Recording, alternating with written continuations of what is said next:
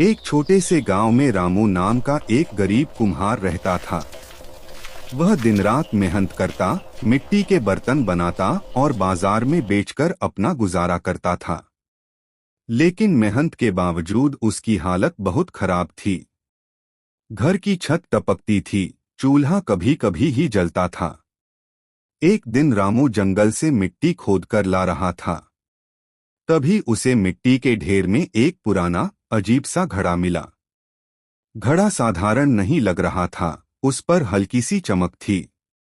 रामू उसे घर ले आया और साफ करने लगा। जैसे ही उसने उस घड़े को चाक पर रखा और घुमाना शुरू किया, अचानक घड़े के अंदर से सुनहरी रोशनी निकलने लगी।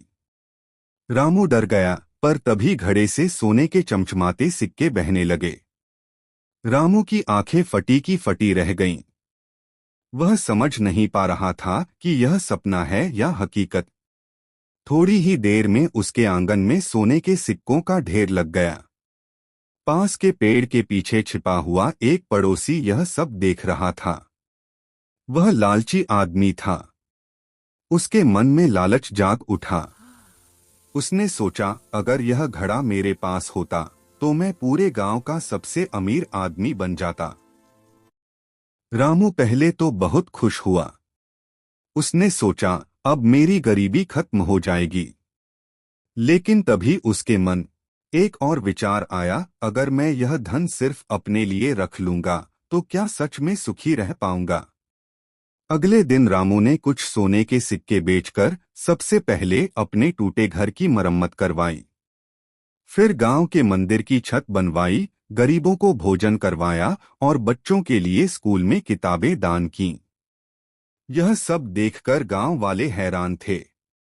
उधर लालची पड़ोसी को यह बात चुभ रही थी। एक रात वह चुपके से रामू के घर आया और घड़ा चुराने की कोशिश करने लगा। जैसे ही उसने घड़े को हाथ लगाया, अचानक घड़ा काला पड़ गया और उसमें से बदबूदार धुआं निकलने लगा। पड़ोसी डरकर पीछे हट गया। उसे समझ आ गया कि यह घड़ा सिर्फ नेक दिल इंसान के लिए ही जादुई है। अगली सुबह रामू ने देखा कि घड़ा अब साधारण मिट्टी का बन चुका है।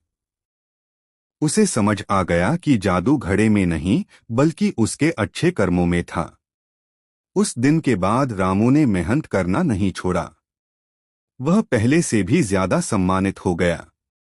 गांव में लोग कहते, सच्चा जादू बर्तन में नहीं, इंसान के दिल में होता है।